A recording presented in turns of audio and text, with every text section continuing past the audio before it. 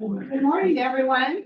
Welcome to our March board meeting. Thank you all for being here. I think we've got a quorum and we've got Steve Miller and Kathy Garfin joining us online. Thank you so much for doing that, and we'll excuse Bowman and Louis Montoya today. I'd like to also welcome the CFO of the Utah System of Higher Education, Nate Talley. Thank you for being here today for our meeting. And I'd also like to welcome our newest trustee, Karen Marriott. We're so glad to have you here with your time from Park City. We're glad to have a little diversity here.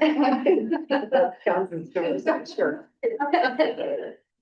Long time community advocate and a volunteer with community. So thank you for your meeting materials were posted last week, and I appreciate all the trustees taking the time to prepare for the meeting and having reviewed those, the general consent agenda. And also, on the consent agenda, we usually go over it really quickly, but I just wanted to particularly note the faculty awards on the consent agenda and thank our incredible faculty for all the work they do. We talk a lot of times about research and all of the things we're doing generally, but I really love the opportunity to individually recognize our teachers. In particular, those awards recognize some of our early professors and early years of their careers to those who have dedicated years of service to our student body. Just to note a few, Professor Robert Keeter earned the Hatch Teaching Prize. Tubed Iemas received the Art Teaching Fellowship, and Gage Williams, with his 30-year career here at the U, received the distinction of the University Professor, through which he's launching an innovative new teaching project using AI as a collaborator in design and visual storytelling. So thank you for continuing to improve and innovate and think new ways to engage and teach our students in this new world. So many thanks to all of you for your commitment to our core missions of teaching. I'd also note that there have been several changes to majors, emphases, and minors that have gone through the usual rigorous university approval process. That takes time and effort to assess those, to analyze them, and gain approvals. And they've also been reviewed by the board's academic committee. So I appreciate, and I know the provost isn't here, but the intentionality of the work that she has led and that our faculty senate and all of our educators have done to respond to student needs, to improving workforce alignment, to increasing coordination between colleges, while also leading and pruning to increase efficiencies and source of excellence and effectiveness in our offerings for our students. With that said, I look to approve all of the items on the general consent agenda. Do I have a motion?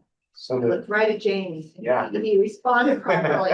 Thank you for the motion. Is there a second? I'll second. Thank you, Christina. Your motion is second to approve the items on the consent agenda in debate or discussion. Seeing none, all in favor say aye. Aye. Thank you. Any opposed? Thank you. The motion passes. We appreciate your support of those items on the general consent agenda. Now we will turn to our action agenda, and I invite Heidi, but it looks like you don't look like Heidi. I'm a poorly paid stunt double. My name's Jerome Davies. I have the privilege of serving as the Chief Philanthropy Officer here at the U. In Heidi's absence, I'm able to speak for her and frankly on the generosity of three really outstanding donors. And just as a question, Trustee Eccles, would you prefer to hear each? We have three, two tied to one project, one gift tied to a second project. In that order? Yeah, that All would at be fine. once. Do we need a separate motion for each? We have to do them all Two together. Two separate. We'll do. I do whatever Annalise says. I'll follow. I know. First, we'd like to seek your approval on recognition of really two special gifts supporting our use America First Ballpark, the new stadium. Tom and Stephanie Stewart have put forward a commitment of $1 million, and they would care to have and benefit from having the naming be the Tom and Stephanie Stewart Athletic Performance Center at the America First Ballpark.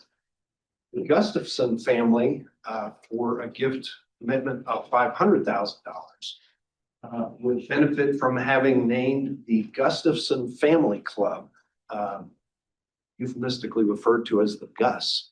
But those two gifts, $1 million and $500,000 to name those two, will be in the 3.0 fund. What incredible generosity from these families. So thank you for that. Is there a motion to approve the namings within the baseball stadium as presented? You have a motion by Karen?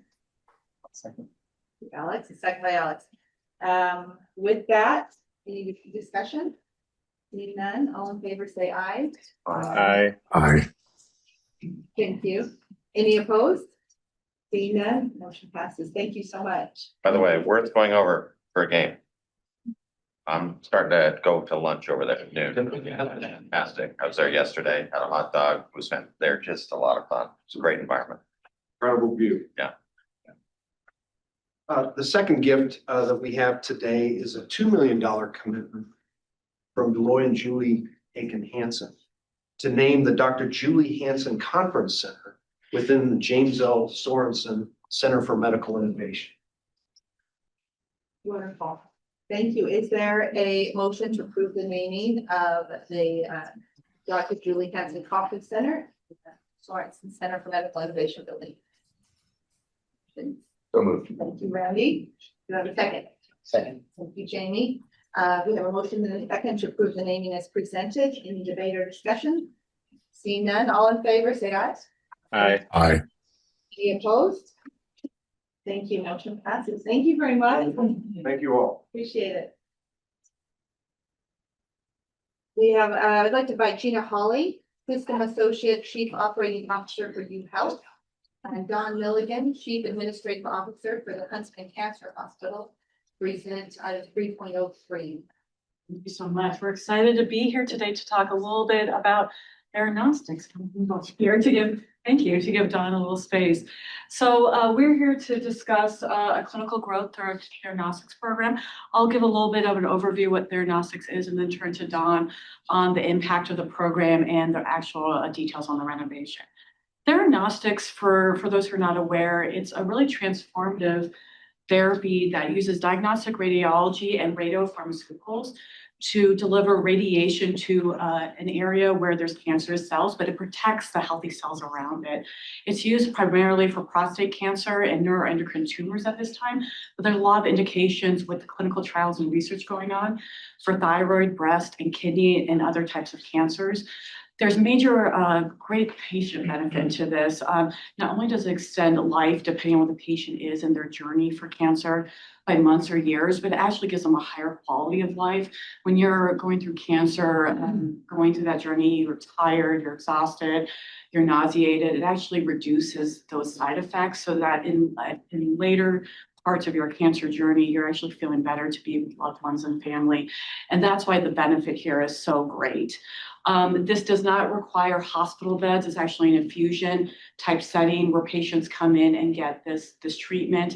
It's highly regulated with the radiopharmaceuticals, and we have the right team to do this. And so we're excited for this journey. I've been lucky enough to be part of this program in other institutions. When you see the patient impact, it's quite amazing. And so we're excited to be here to talk more about this. Thank you, Gina.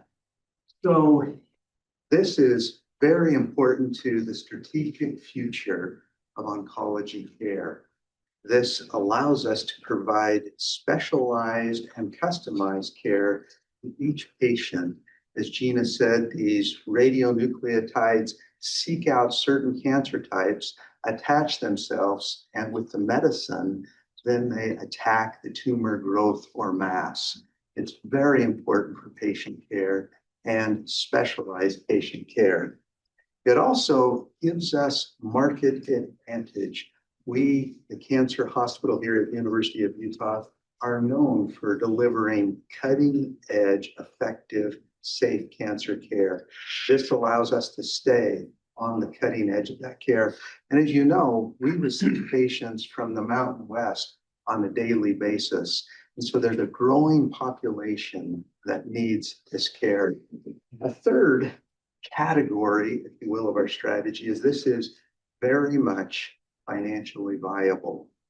Reimbursement from Medicare and commercial payers is good. And this is part of a rapid growing national and international trend.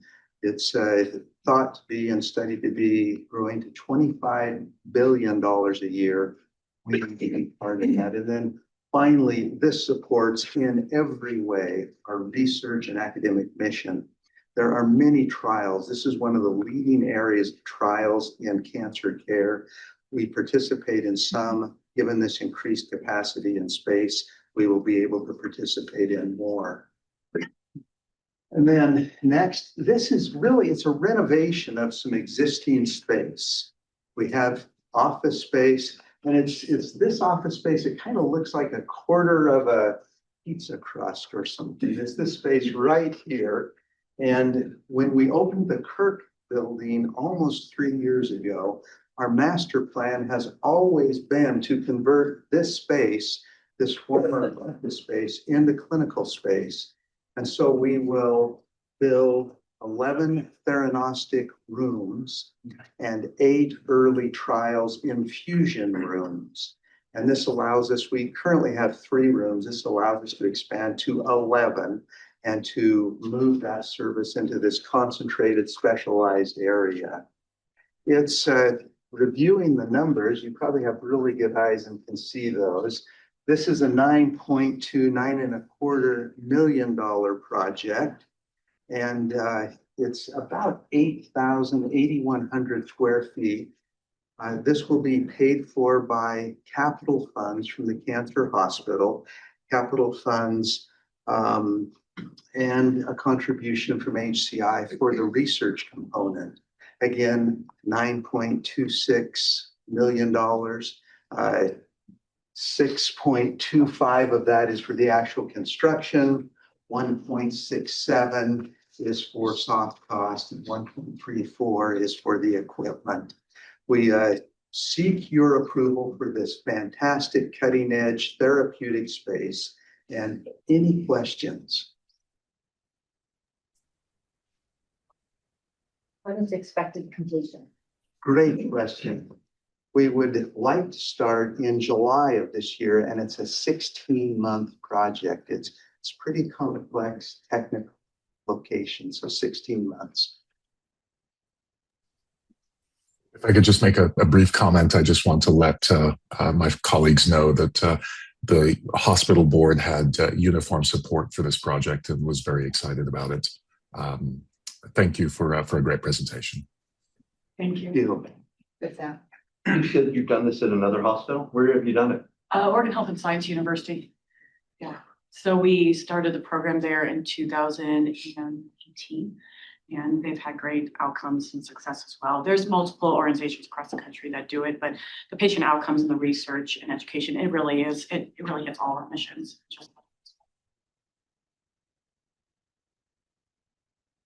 Any other questions? I would like to point out as well that this project has gone in front of the campus master plan committee and was reviewed and approved. So we're excited about this new innovation and this opportunity to move forward and be on the forefront of this arena in the medical arm. So thank you very much. Is there a motion to approve moving forward with design and construction for the Huntsman Cancer Hospital and Huntsman Cancer Institute Theranostics Clinical Growth Expansion Project as presented today? So moved. I've got a motion from Christina, but I need a second. Sam? I'll take the second. We have a motion and a second to approve moving forward with this design and construction as presented today. Any debate or discussion?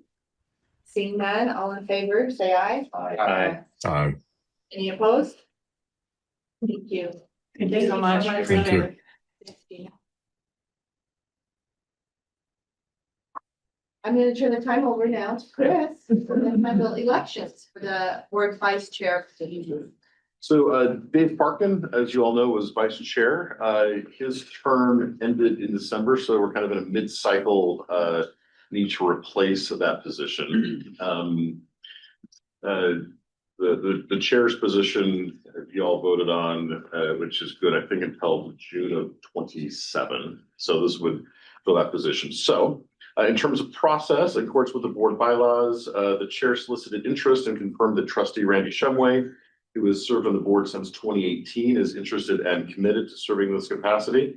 The board conducted an electronic ballot confirming support for this recommendation. So Chair Eccles, my recommendation is you hold the formal vote and confirm Chair Shumway as vice chair. And I'd like to thank Randy for his willingness to step in and take the extra lift and to serve. I appreciate that, and we're looking forward to it. Is there a motion to approve Randy Shumway as vice chair for the Board of Trustees? So moved. Thank you, Jamie. I need a second. So Bassem second. Then sometime I'll let you be first. I like being second. It works well. Okay. We have a motion and a second to approve Randy Shumway as vice chair for the Board of Trustees effective immediately. All in favor? Aye. Aye. Any opposed? Thank you. Katie, can I just say something about this? Yes, please. I just want to say, as I was new to the Board of Trustees a couple of years ago, Randy was so helpful in helping me understand what to do, how to do this, the processes, the way to do this. And with so many new trustees, I just want to say, I think this is a wonderful choice. I think Randy will do a lot of good in helping bring on all these new board members we currently have. So really excited about this. Thank you, Kate. Appreciate it. Great. More meeting for him. Oh, well, thank you for that. We're excited now to reinstitute something that we used to have on our board and want to bring back, which is a university focus, where we give we have an opportunity to hear about our auxiliaries on campus, and that they have an opportunity to present to the board of the good work they're doing and the way they support the president's mission and goals and strategy. And so we're excited this year this meeting to hear from Utah Presents. Chair, Kelly, Dr. Shab is not here, is he? Or Yeah. do you want to wait till he arrives, or are you good going? What's your Up to you. preference? If you're comfortable with it, Whichever you prefer. I mean, we can. do you know if take he's care on of his it way? before. You want me to- Yes, I think are we able to have headphones? I'm also happy to go and he can round us out and share some. of We are 45 minutes ahead.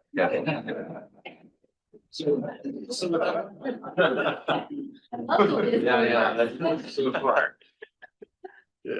Well, we can certainly wait. We've got some other things to do. But you better tell him he's got 15 minutes. Thank you. So we'll we'll detour for a moment for the chair's report, and now I'd love to start with a few exciting moments for my last week and coming up is that I'd like to congratulate the women's tennis team that played and defeated our friends to the south last Saturday. We were very excited about that. So congratulations to Coach Ruth Ann Allen. And good luck this week to our ski team who will go for their 18th national championship this weekend. And we get to do it on our home course. It was supposed to be held in Montana and they didn't have enough snow. And I know you think, do we? But apparently we do. So at Park City, they'll be holding those races and we'll be cheering them on for their 18th national championship. I'd like to recognize the Board of Trustees Honors Committee who has done such good work in identifying individuals for recognition of the university's highest honor, the honorary doctorate degree. The members of those committees, Jamie, thank you for chairing that. Maria Garcia's, Randy Shumway, David Parkin, Alex Rose, and Dr. Rynell Anderson Jones representing the faculty. But I'd like to turn the time over to you, Jamie, to introduce our 2026 honorary degree recipients. Perfect. We are excited to announce that this year's honorary degree recipients are Clark Ivory, Ronald Rasvan, and Michi White. They will receive honorary doctorates. To share a little bit about these individuals, Clark Ivory is a business leader and developer whose name is synonymous with home building here in the state of Utah. But in addition to that, Clark has helped create millions of dollars of scholarships for students here at the University of Utah. In addition to previously serving on this board of trustees, in 2023, the Clark and Christine Ivory Foundation, University of Utah, and the Church of Jesus Christ of Latter-day Saints launched a partnership which opened Ivory University House, more than 600 units of private housing adjacent to campus to ease an on-campus housing shortage. He currently serves on the board of the Federal Reserve Bank of San Francisco and the university, and currently also co-chairs the Real Estate Advisory Board and the David Eccles School of Business and the advisory board for the Kempsey Gardner Policy Institute. So we're excited to have Mr. Ivory receiving this award. Ronald Rasband studies business here at the University of Utah before joining the Huntsman Container Corporation and later served as chief operating officer of that institution. He has previously served on the advisory board for the Used International Center and the Marriott School of Business at Brigham Young University. Elder Rasband currently serves as a member of the LDS Church's Quorum of the 12 Apostles, positions he's held since 2015. We're excited to have him as one of our honorary degree winners. And lastly, Michi White co-founded the National Ability Center in Park City in 1985.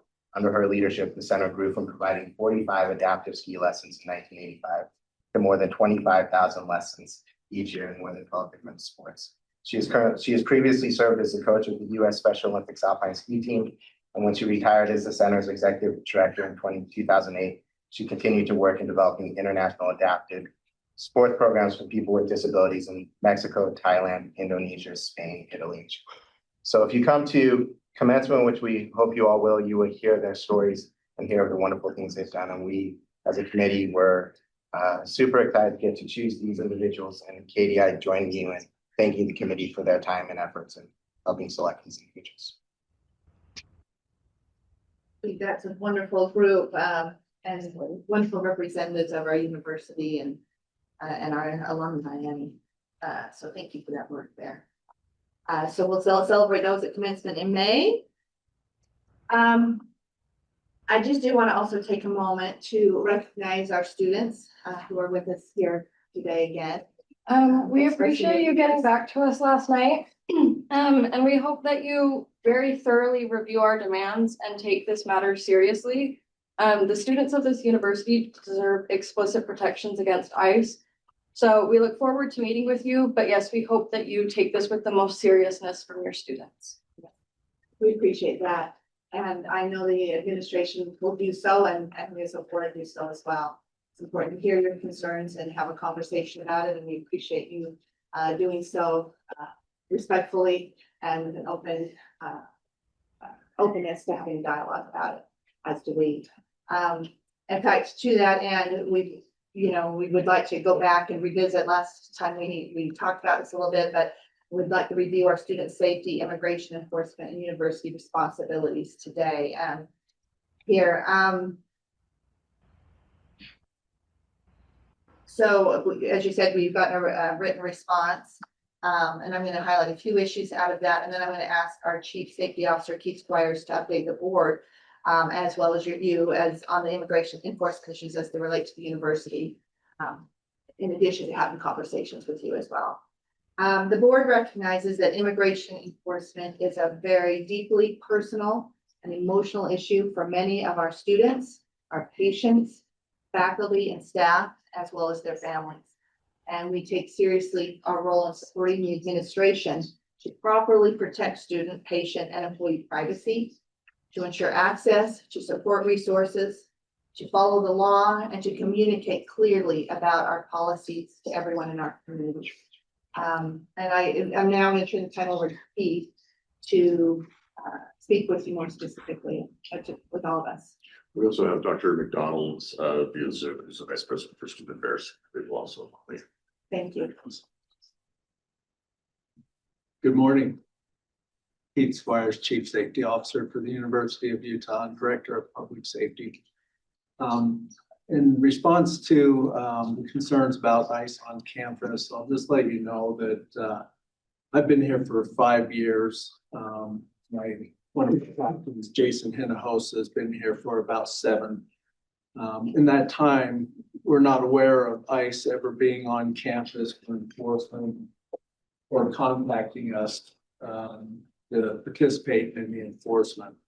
Last year, as concerns started to generate, not only locally, but nationwide, I reached out to the regional director of ICE and talked to him specifically and asked him what their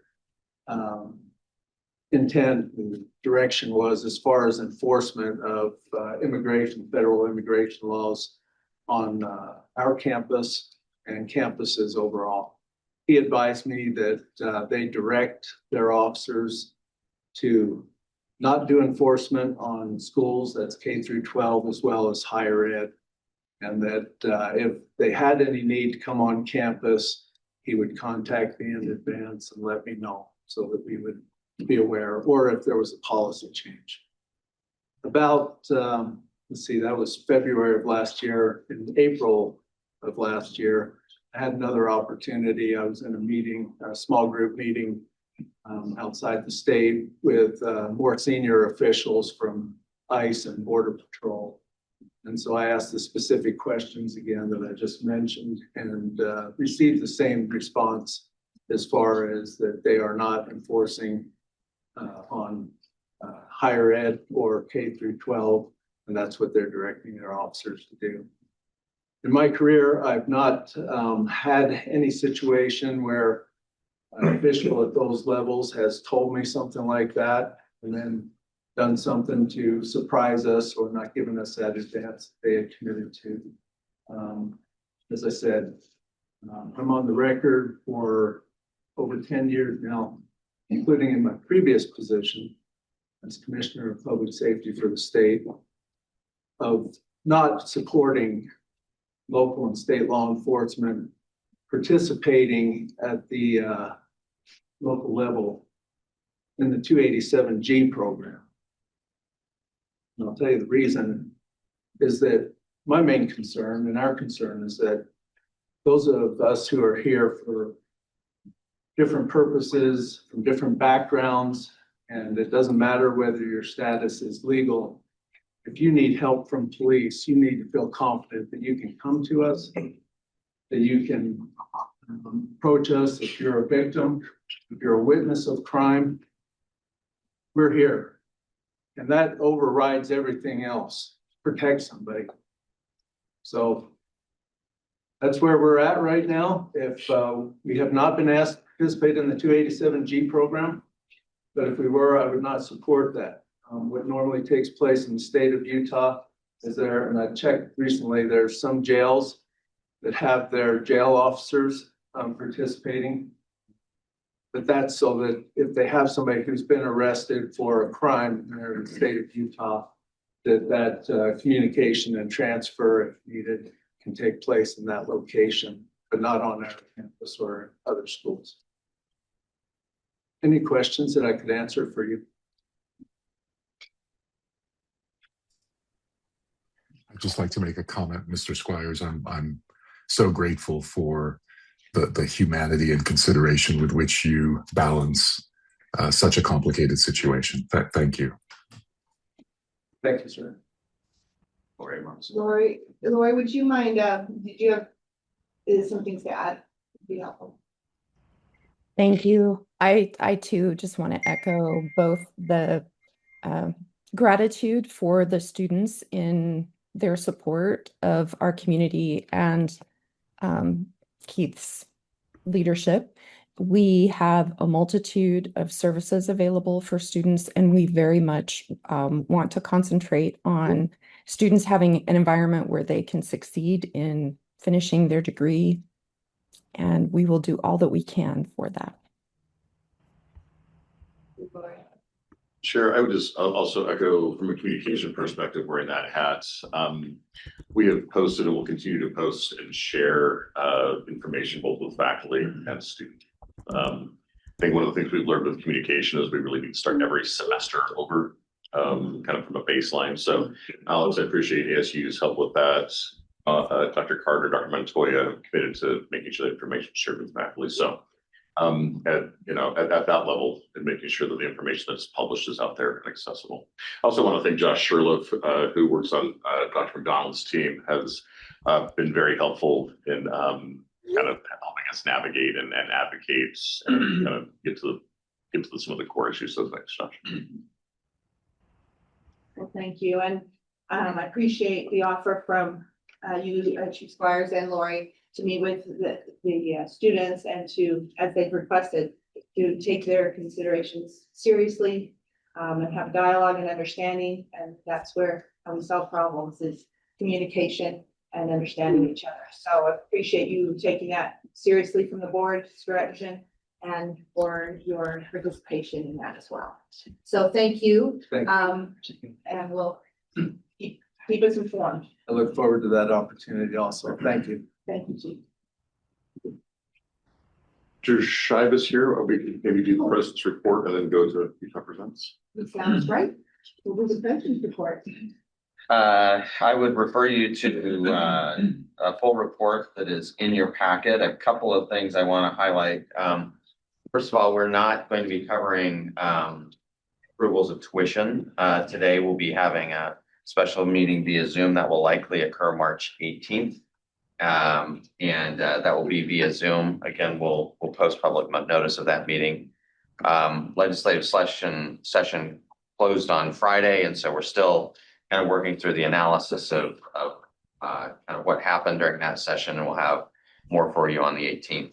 I would like to turn some time over to Jason Perry, who led our legislative efforts this year, and he can give you a brief summary of the highlights. So it's over. We wanted to go longer. We wanted to go longer, but alas, the law. And you were still standing. Yes, we made it. There were a lot of very interesting issues this year, but exceptional year for the University of Utah. Thanks to President Randall, who spent a lot of time on the Hill. You all know Natalie Tippett. Big stand me really quick so everyone knows Natalie. Natalie and I are one. And many of you, I just want to talk about some of these really the highlights here. There were 1,505 bills this year that were requested. That's a lot. It's a record number. 540 of those bills got passed. It was 541 until yesterday. You can read the news about that. 345 of those were passed in the last week of the session. So it kind of shows you how busy we were at the very end. We had a couple of priorities I thought I'd talk about really quickly in terms of the funding going into the session. And we were exceptionally successful this year, thanks to our legislature, thanks to President Randall. We saw many of you on the Hill. Richard Price was even on the Hill with us on a couple of pieces of legislation. It was very impactful. Of course, we went in asking for compensation increases, which we did get 2.5% for our faculty and for staff that are on those state funds, which was a really big nod from our legislature, including some increased costs for healthcare, dental benefits. Our system requests went through. A couple of big ones we worked on that you have been looking at as a board. Also, we got that an additional $1.8 million for our medical school in St. George to help with our rural medical doctors. I don't know if Bob wants to say anything, but add this to the $5.5 million from last year. We got $7.3 million ongoing for this amazing project in Southern Utah. Anything you want to say? We're excited that we've accepted the first 10 students for that class down in Southern Utah, and that will start in fall of 26. So very, very good. Great work. Yeah, we're so excited about that. Just a couple of things of note. A reading clinic got $245,000 ongoing. We have money for a population data improvement project. So Gardner Policy Institute is going to do all the local option sales tax projections for the state, which is another nod to the University of Utah. Safe UT is going to be in additional languages. So money came to us for that. And some big ones for us that you have approved us going after before. $18.6 million for what we called UHIVE, the Utah Health Artificial Intelligence Vault. This is the Utah Population Database. This is going to get this thing ready. $18.6 million as what we asked for. The legislature did give that to us. $15 million for the data center that's going to make that all work, which is another nod from our legislature. $5 million for cancer research, even because Christine is so amazing. $620,000 to the University Academy at the Huntsman Mental Health Institute. And another big one for us, you know that we were trying to get research funding for the state of Utah. And for the first time ever, our legislature put $45 million into a research project. All of us, it'll be a grant project for research throughout the entire state of Utah. This is a very first thing for our legislature doing something like that. I expect we'll we'll get a good piece of that as given what we do here, but it's just a nice nod from our legislature for research inside the state. All in all, an exceptionally successful year. All of our priorities were funded. Our legislature was very good to us. We'll get to all the bills to you another day about how we're impacted by those financially and otherwise. But the biggest successes of every session are always the things that no one knows about. And there are many of those, just rest assured, all right, that we're going to be great. Anything for that, President? Anything more? I just thank Natalie and Jason. They are up there every day, and it's amazing to watch them work, and they do it with respect and dignity. So thank you. I think we ought to get an idea.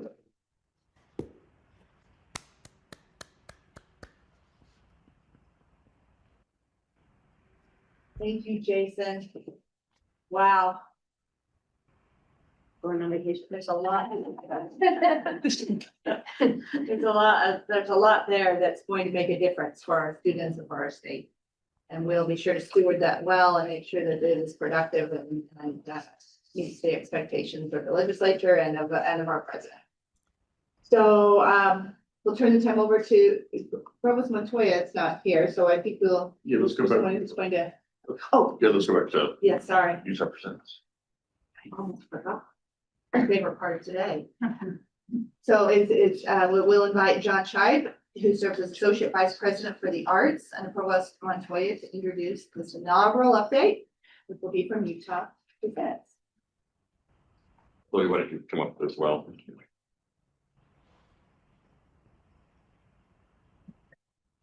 Morning. Apologize for being late.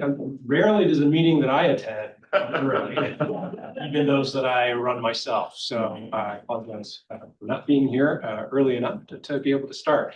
My name is John Scheib. I'm Dean of the College of Fine Arts, but also Associate Vice President for the Arts here at the University of Utah. These are two different roles, actually, that two different hats that I wear. As Dean of the College of Fine Arts, I oversee 5 academic units and the college and 2 centers that are involved in research. But as Associate Vice President for the Arts, I oversee the 4 professional arts affiliates here on campus: Pioneer Theater Company, Tanner Dance, Utah Museum of Fine Arts, and Utah Presents. You might say, so why are these entities still aligned on the academic side of things versus making auxiliary or on the other side? Well, all 4 of them are public facing, but they also have some very important connections and histories that connect with our academic mission. For example, Pioneer Theater Company offers internships for our Department of Theater students so they can get some career preparation, so they can be intimately involved in the operations of Pioneer Theater Company. Utah Museum of Fine Arts is a wonderful resource for our art historians, for our faculty and our students, as well as the campus-wide community. And they also offer arts education programs in K-12 types of experiences. Utah Presents is kind of the crown jewel in that space, and I'll leave that. I won't steal Chloe's thunder for her to be able to explain what Utah Presents provides, not only from our campus, but also for our larger community. And Tanner Dance has youth arts programs specific to dance, K-12 arts education mission that closely aligns with our arts education programs that we have in the College of Fine Arts. So there's a close connection, so I would call them affiliates. You may not, or maybe you are aware of the Arts Pass program that we have here at the University of Utah.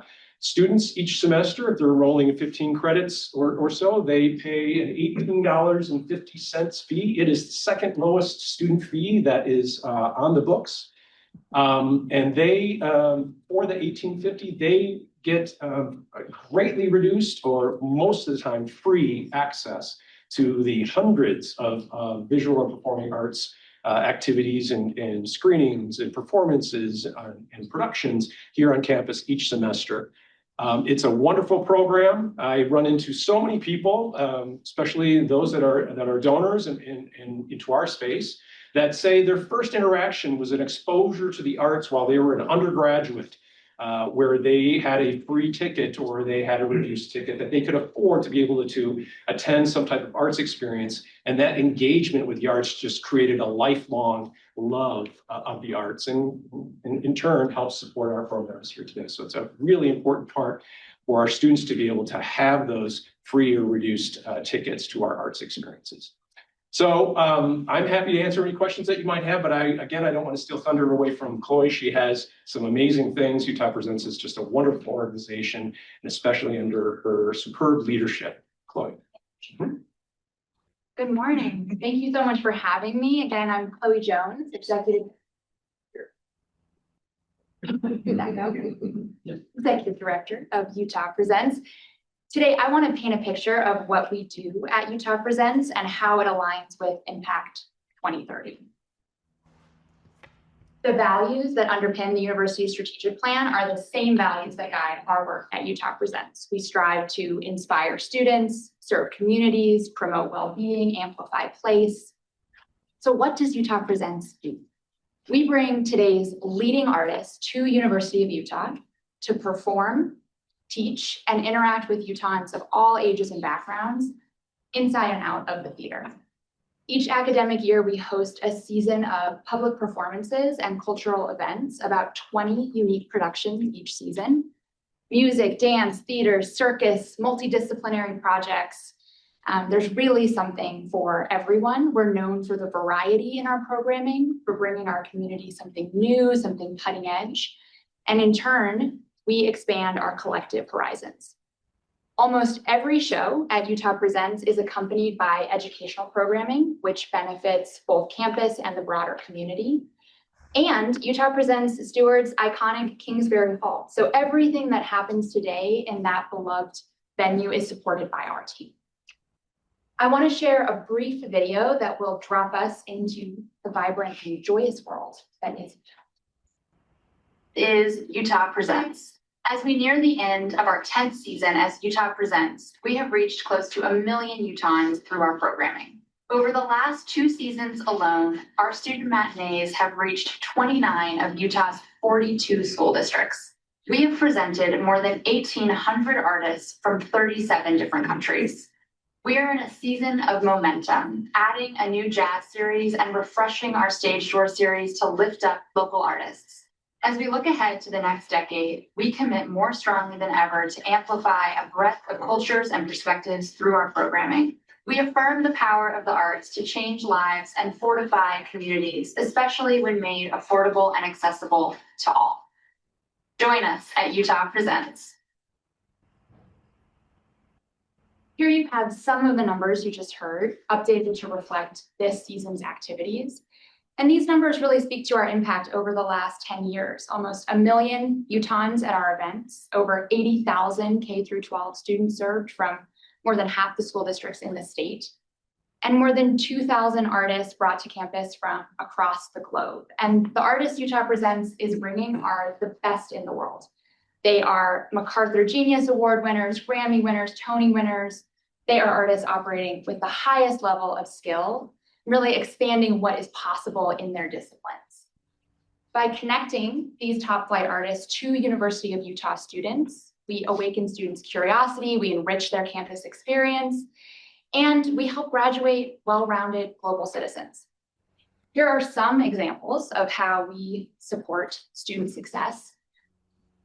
Through the Arts Pass program that Dean Shive mentioned, all fully enrolled students have access to every Utah Presents show for $5.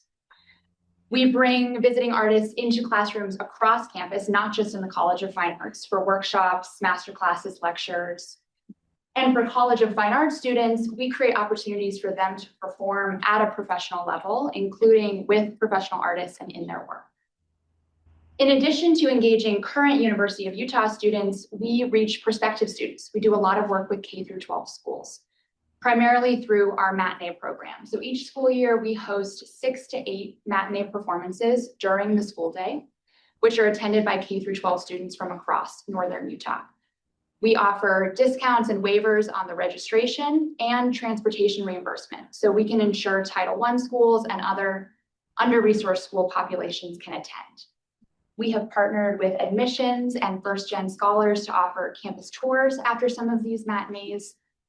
Because for many of these students, Utah Presents is their first experience with campus and with professional performing arts, and we make it an amazing experience. We get a lot of really positive feedback from teachers, and I wanted to share what one teacher wrote to us this fall after bringing her students to one of the matinees. She said that the experience was truly unforgettable and that the combination of art, culture, and exploration of the campus opened their eyes to new possibilities and inspired them to dream bigger. In addition, we bring visiting artists into K through 12 schools. You can see here, these are students at Wasatch Elementary, working with some of the dancers from a truly legendary company, Ailey 2, started by Alan Ailey. Aligned with Impact 2030's emphasis on innovation and knowledge creation, Utah Presents contributes to our campus creative and scholarly ecosystem by bringing about 300 artists to campus each year. Many of these artists are thought leaders, they're skilled educators, and through partnerships across campus, we integrate them into academic life, creating opportunities to explore pressing social and cultural issues through a creative lens. You can see here, we partner pretty much every year with the Hinckley Institute of Politics. We're often working at intersections, right, where the arts meet politics, technology, environment, health. Additionally, Utah Presents is increasingly supporting faculty in the College of Fine Arts with their research. We provide resources for them to develop and disseminate new creative work as well. Research shows that in addition to the economic impacts of the arts, access to arts improves health and quality of life. And at Utah Presents, we want all Utahns to both see themselves reflected in our programming and have access to the world-class artists that we're bringing to the university. So we intentionally curate our season to reflect the cultural diversity of the state. We keep our tickets affordable. Last academic year, the average price paid to see a Utah Presents show, $15.12. And through partnerships across campus and throughout the valley, we bring these artists to places where Utahns learn, work, recreate, live. In other words, we don't always expect people to come to us. A couple examples of how Utah Presents is helping the university achieve statewide societal impact. We have a partnership with the Beverly Taylor Sorensen Arts Learning Program to support professional development for K through 6 arts educators. Here you see Paula Funga. She's an award-winning Hawaiian singer-songwriter, ukulele player, been a 3-time guest artist at the White House. She was performing on the Utah Presents season, and before the show, we took her to Mountain View Elementary. She taught 50 fifth graders. And we had a group of K through 6 music teachers from the Beverly Taylor Sorensen program who participated in that class. And then they got to meet with Paula for their own professional development. So through this model, we reach students, teachers, and we create this ripple out effect where those teachers then bring what they learned back to their schools in many different districts. Similarly, in April, we'll be partnering for the first time with the Utah School Mental Health Collaborative. We'll be hosting a group of mental health counselors who work in K through 12 schools at one of our performances. And again, the hope is to inspire these counselors and for them to take what they learn at Utah Presents back to their schools around the state. As we look forward, these are our big areas of focus for the next couple of years: to invest in people and organizational capacity, to expand and deepen impactful programming, to strengthen brand and marketing effectiveness. 10 years ago, we rebranded from Kingsbury Hall Presents to Utah Presents with the goal to strengthen our association with University of Utah at large, and also to strengthen our ability to be the university's engine for creativity out in the community, not just at Kingsbury Hall. We've done a lot to establish that brand, but there is much more to do. And then we need to continue to invest in Kingsbury Hall. It is a historic building. It needs modernization. The big project on the horizon is to replace the seats. They are the originals from when the theater opened in 1930. I was asked to speak briefly to our financial model. Our annual operating budget is about $3 million, and our revenue comes from a number of sources. About 30% comes from event-related sales, mostly tickets, but also concessions, merchandise. Another 30% comes from fundraising, including a Tier 1 grant from the county's Zoo Arts and Parks program, ZAP. We do benefit from 2 endowments.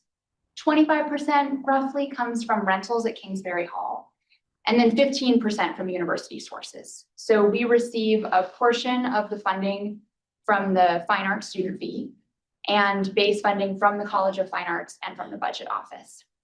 And then in terms of how we spend this money, through broad buckets of expense, personnel. We have a 15 full-time person staff and about 65 part-timers, programming, event and venue costs, and general operation. I want to end by inviting you all to come to a Utah Present show. You have our season brochure. There's still several performances this academic year. One that is not in there, but I am especially excited about. Samara Joy will be here on April 7th. She has won 6 Grammys in the last 4 years, and she's 26 years old. So we would love to see you. Thank you so much again for the time, and I'm happy to take any questions. Thank you so much for that.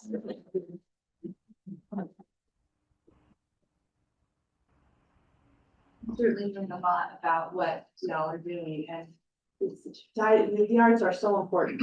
They're so much important part of our lives, and also the education and experience for our students here. And you know, the president's College Town Magic that we're developing, this is such an integral part of that additive value being on campus and being able to experience all of these things. And of course, I love that you're going out to our young people throughout the state. So thank you for the work you do. It's so important. Appreciate that. Any questions? I had questions, but you answered them all. Thank you. It was so great, and we do appreciate all that you do. I enjoy going down to Kingsbury Hall. Went with President Randall this Christmas and saw one of your shows, so thank you so much. Anyone else have thoughts or questions for this group? Katie, I thought you would appreciate when she said that they rebranded from Kingsbury Presents to Utah Presents. Because one of the things you've really emphasized is there's so much for the state that isn't branded to its association with the university. And the more that we can make those, I think we bolster both the university and the public service that we provide to the state. So thanks for doing that. I like that. One quick thought, you, in the packet that you gave us, it said you do 40 shows and 66 events. So are those other 26 just these interactive going to schools, working with teachers, students? Is that what the other, what makes up that difference between the shows and the events? So each season we have about 20 distinct offerings, and some of those are one night only, some have multiple shows. So there's about 40 shows, give or take, that we have curated.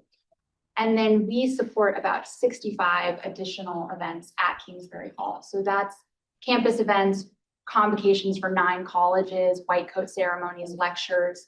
It's also community events, and it's major commercial arts content that's coming to us from national promoters. So altogether, our team is executing over 100 events every year, pretty much entirely during the academic year. Any others? Well, thank you. Thank you for being here. Appreciate it. We learned a lot, and we're excited to see where you go. Thank you for this work. Since Provost Montoya is not here, I'll direct everyone to her written report to read. I'm going to send over to Dr. Carter. Thank you, Chair Eccles. Great to be with everyone. We're going to just tie a few threads together here. Again, thanks to Natalie, Jason, and President Randall for their outstanding work in the legislative session, much of which benefited aspects of the university related to health sciences. I did want to tie one other thread. On the first day of the legislative session, the legislature did recognize the 10-year celebration of Safe UT. This is a mental health app developed at Huntsman Mental Health Institute under the direction of the legislature. Of note, over 300,000 downloads of that app over the last decade, over 2,700 emergency interventions through the app over the years, and some 200,000 student chats. So just really a wonderful collaborative effort and a recognition by our legislature of the first decade of success with the Safe UT app. Also wanted to tie everyone's notation to that wonderful philanthropy report by Jerome Davies on our Deloitte and Julie Hansen's gift to establish our conference center in the new Sorensen Center for Medical Innovation. We held our first conference in the Sorensen Center this past couple of weeks. It was the High Tech West Conference, bringing healthcare interested individuals from a variety of industries for almost like a pitch contest for new health ideas. Really fun. And for the trustees, you'll be soon getting an invitation to the April 14th ribbon cutting for the CMI, the Center for Medical Innovation. Wonderful building, beautiful. Thank you to the visionaries who many years ago set out to create that institution. A couple of other mentions here, and I'll refer you to the written report for the full details. Our Department of Population Health Sciences received the number 10 ranking in this year's Bremer rankings on NIH funding. This is kind of sort of the big scoreboard for NIH funding, and our department in Population Health Sciences was number 10, which we appreciate that as we strive to be a top 10 public university across the board. Lastly, I'll just highlight one thing on your information agenda. There's the establishment of the Thomas L. Miller Chief Medical Officer Endowed Chair in Clinical Patient Care, a very generous gift to establish that. More details on that to come. But this is also setting the stage for a partnership with our business school on a health sciences leadership development program.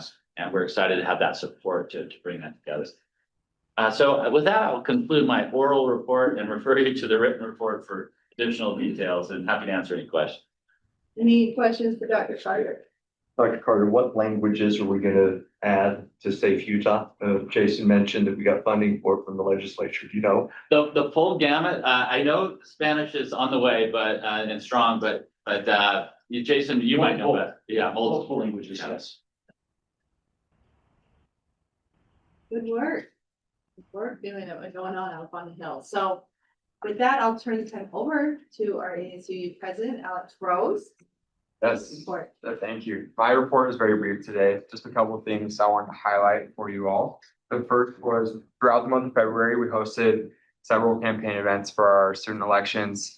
And I wanted to highlight that we had 4,411 total votes from the student body, and that's eligible students who can vote, so degree-seeking students. So it's a great percentage. It's actually highest voter turnout in the state of Utah across UC schools. So we have a very engaged student body, and so we're really excited to promote that. And we also want to congratulate the Stringham ticket.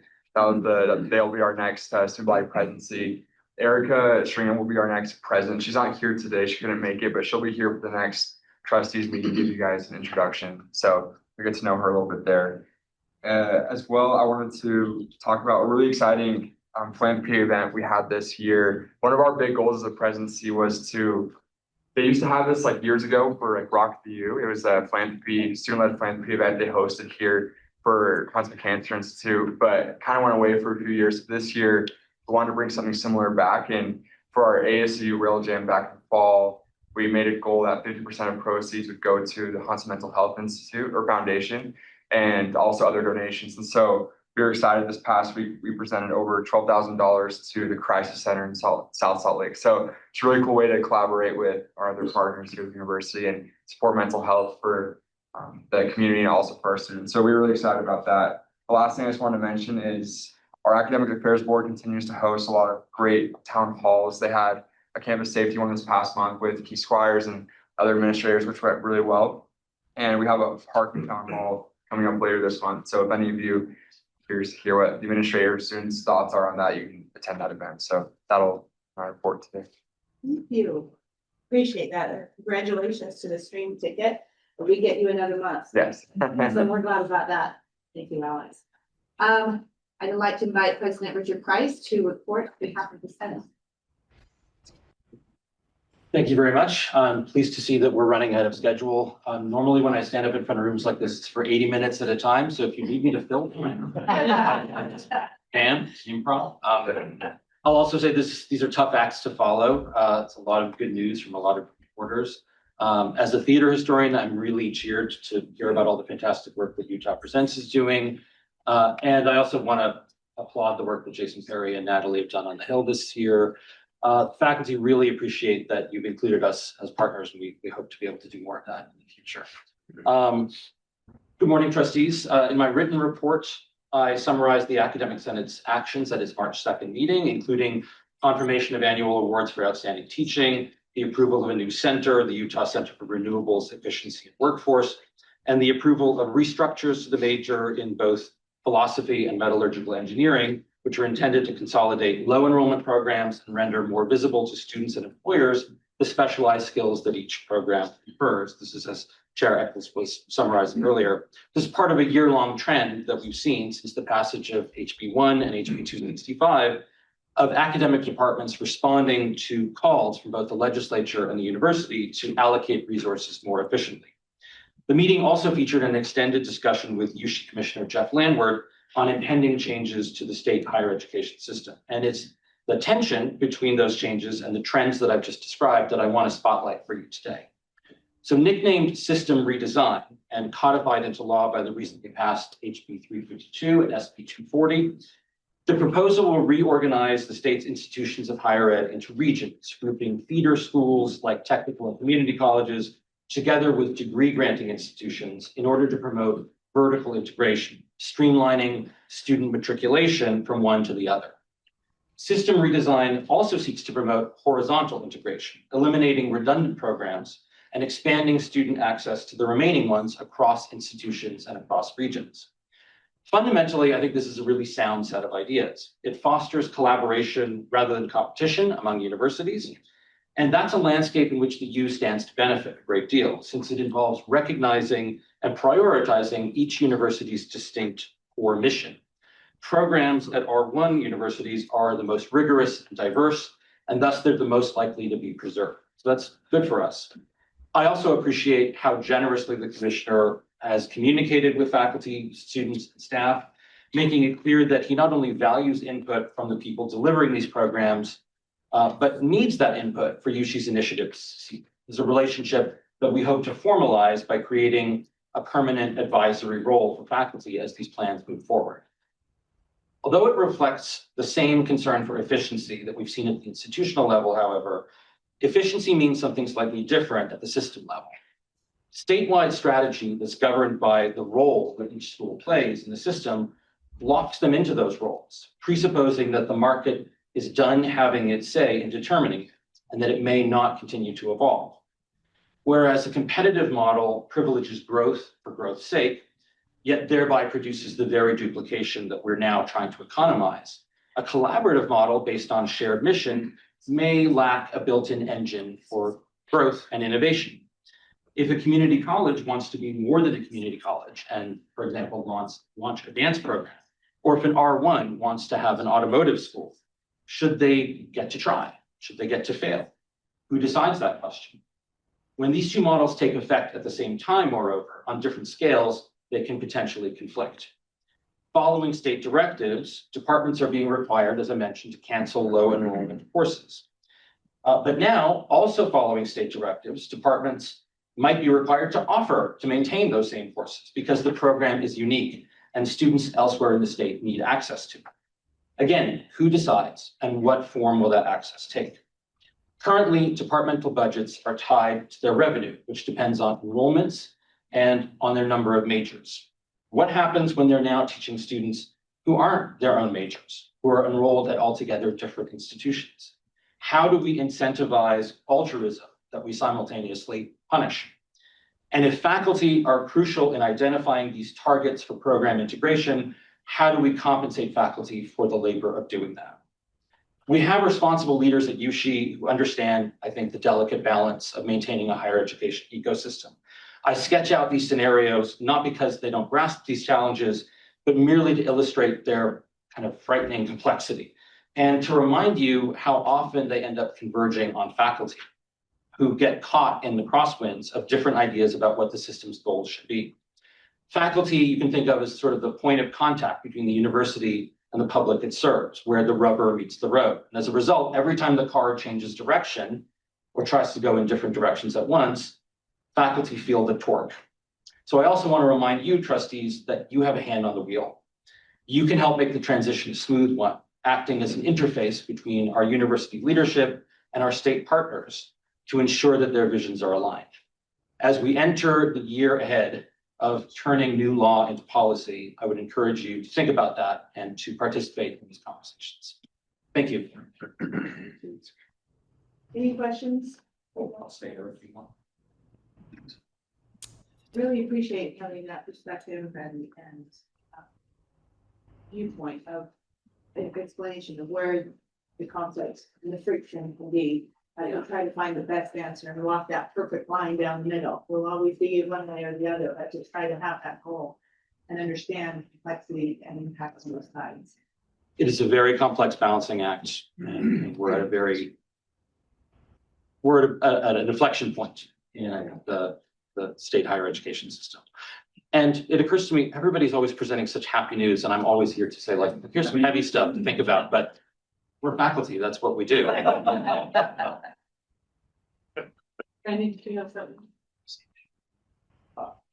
Dr. Price, I just want to say thank you for your leadership. I was sitting here as you were presenting, feeling quite educated. I've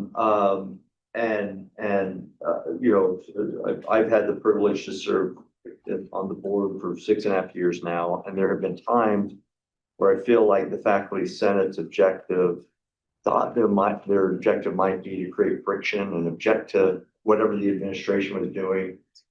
And what I've heard from you over the last number of months is, let me understand what the administration or what the state is trying to accomplish, and let's help them improve upon that mission. And that's very, very different. Like that, thank you. I really appreciate your leadership. I really appreciate those who are serving on the academic senate, the way they're contributing, because having a shared vision and mission, but then helping elevate. You articulated some things about HB 352 or HB 352 and SB 240 that I hadn't thought about. I knew about the legislation, and I thought, well, that system redesign makes a lot of sense. And you're sitting here articulating, yes, and take the following into consideration. So thanks for the collaboration. Thanks for educating us. And thanks for buying into the shared vision of what we're trying to accomplish and helping us do it better. Thank you, Trustee Shumway. All I can say is it's been an education for me this year. Like Alex, my time is going to be drawing to a close soon. Alex mentioned his incoming successor. Mine is Brent Milne, and I think you'll find him, well, I'll introduce him formally next time. You'll find him very like-minded, and we're working to ensure that there's continuity of leadership in Senate that keeps pursuing that vision that you just articulated of working towards shared. Help us be better. Yeah, exactly. Thank you. Thank you. And so it is happy news. Ultimately. We love to be collaborative and build consensus, and our goal is the same for all of us. And so for all of us to get on board together, I think is happy news, and to really have an effective shared governance. That's what we want to do, is to share that and do it well. So thank you for your part in that. Thanks as well. Thank you for supporting us. Oh, yes. I just want to make one comment. This has been a problem for decades with articulation with technical education and higher ed. And I hope that the University of Utah and your faculty members and friends can be at the forefront of helping to solve this problem, because the articulation problems are very real.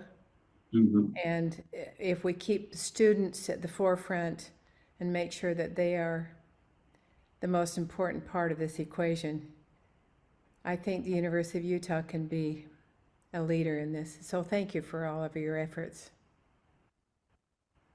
Thank you, Trustee Goff. We're trying to keep our eyes on the same goal of prioritizing the needs of students and making sure that they enter the university prepared and able to succeed. Thank you. Thank you. Thanks, Kathy. So we'll now invite Allie Mensdorf, President of Staff Council, to report on the business. Thank you very much. Hello, everyone. Thank you so much for having us today. We really appreciate it. My name is Allie Mensdorf, Staff Council President, and you'll be seeing me next year as well, as I was President-elect technically. So I'll be sitting in a 2-year term. So yeah, get used to the space. But we're very excited to be here today. Staff Council has a couple updates. Again, as I've said before, we are working on our advocacy work. When Staff Council was founded by Yushi in 1998, the idea was that we wanted a voice for staff, and we wanted staff at the table. So we really appreciate y'all having us here to present. Some things I wanted to talk about today is that we are building out our Giving Day campaign. We were actually given permission to start our campaign early. So we are raising funds for the 1U Cares Fund. 1U Cares is an emergency fund for faculty and staff. And I have actually reached out to some folks that we have helped in the past to see if I can share a little bit about them. So we've had staff and faculty that have come to us with a myriad of needs. It could be emergency surgeries. We had a faculty member who their partner had passed away suddenly and they needed emergency funding for funerals and payments like that. So the One You Cares program is really a fund for any kind of occurrence. So if someone needs funding for medication, if they need funding for their child, if they need funding for funeral plans, we want to be there for them. And as a part of our advocacy work, I think a big thing is that we want to make sure that our faculty and staff know that at the U, we're a community working all together. So this fund is very near and dear to myself and to our staff council. We're really pushing out to donors. We do have a match with our wonderful Xfinity donor sponsor. So we really appreciate Auxiliary Business Development Office for working with us. So our goal this year is to raise $4,000 so that Xfinity can match that. But yes, and that would help a lot of people. So really wanted to highlight that. Another thing is that we want to talk a little bit about our advocacy work and who do you show up for. So our photos over on the side here are from my department's Brave Conversations events. Something that we're looking at is, how are we showing up for our student staff? So we have a lot of part-time staff, and there's a lot of entities like our Student Life Center or the Union Building that have a giant staff that are part-time student workers. So we want to make sure that we're reaching out to all staff members, that we're connecting and collaborating this bridge between medical campus as well as lower campus and those staff members that are also virtual. We're working with CCE. We supported Women's Week this past week. It was really successful. They've had quite a lot of events happen there. We've been reaching out to staff to inform them on policy changes and updates. We're really grateful to work with Jeff Herring and HR to support and be an advocate and a voice, but also an information hub for staff. So that is something that's been a really big push, is that we're here to connect with staff on those matters. We've also been receiving a lot of concerns from staff via our general email and my email. So something that we've been working with HR on is making sure that we can be that advocacy and that voice. So we are currently working with OEO, HR, and several other entities. We really want to give a big shout out to Andrea Brown and Clay Allen of Hospital HR and Lower Campus Administrative HR to kind of create a logic form to help if there's a concern. We have a lot of staff that say, hey, what do I do if I need this? Or what do I do if I need this? So this form will help us troubleshoot what concerns and what resources we can guide them to. We're also attending and supporting staff and department initiatives. A big part of this is that we want to make sure that our face is out there and that staff know that we are here for them, that students know, and that faculty know that we're here for them as well. We are looking to also keep traditions on campus. So with our Employee Appreciation Day, we're working to keep the Hooked on Books program running. The individual who previously ran that is retiring. So we want to make sure that those things that are important to staff, that are important to faculty and employees, are continuing. We also have a large advocacy work that we're doing with parking. The number one complaint of staff is actually parking. I don't know why. I mean, it doesn't seem that bad. But yes, so we're meeting with Erin Sullivan of OEO and members of Commuter Services to discuss ideas and concerns for parking. We're also advocating for more ADA parking access. A lot of staff that we work with have had a lot of concerns with ADA parking. We will be participating in Day of Kindness. This is our beautiful chip sticker. If you do not know, we have a very fondness of chip clips. So we're going to be handing out our little chip clips, our stickers, snacks, and coffee, talking about our initiatives. We're also recruiting for staff council. So if you know any staff who would love to join, we would love to have them. And we're talking about the One You Cares Fund. We'll have presence all over campus. So we'll be downtown at the 250 Tower. We'll be up in our medical centers, and we'll be around lower campus. So very excited for that. And we really appreciate everyone's involvement in that as well. We're also consolidating our committees to help with efficiency, making sure that we have advocacy at the forefront. and connecting with more departments. We're also restructuring our bylaws. So a big thank you to Richard Price, Dr. Price, for connecting with us and being a partner with Academic Senate, as well as Office of General Counsel has been working with us on the restructuring of Staff Council. And then to wrap this up, I wanted to give a little community highlight. So this is Kayla. She is one of our staff members. She works in the Office of Orientation. So we supported Kayla in an effort to write a proclamation to the governor. That proclamation has passed. So Narcolepsy Awareness Day, or the Day of Slumber, is March 7th. It just passed, but this is now officially recognized by the state of Utah. So something that we also want is that if staff have things that they want to do, we want to make sure that we support and getting that there and helping them to make sure that their initiatives, their hopes, their dreams, what they want to be on the University of Utah happens. So we're very excited to have her as part of our staff. Thank you. Thank you so much.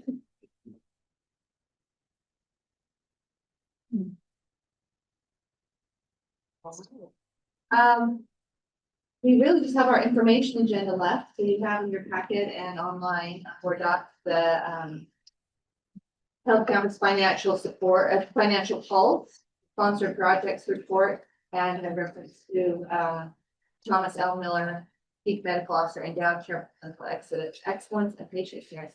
Thank you to the Cumming Foundation for that very generous gift and for a very deserving recipient. So we appreciate all that. Anything else, President? Do you have anything? I want to thank this board for the service you render to the university. There are a lot of issues that come up over the last year, and we're getting really close to another successful graduating class. So thanks for all your support getting us there. I'm turning to the staff to see if he would like to make the motion to adjourn. It would be an honor to do so. Motion to adjourn. If you do have a second. I'll second. Thank you, Christina. All in favor? Aye.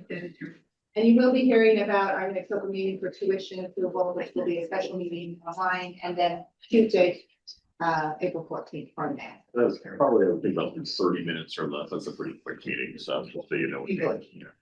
We'll be spending time with each of you individually, so you understand the issues. But we're working through it this week with the Commissioner's office. It's important thing, so we'll make sure you all have all your questions answered.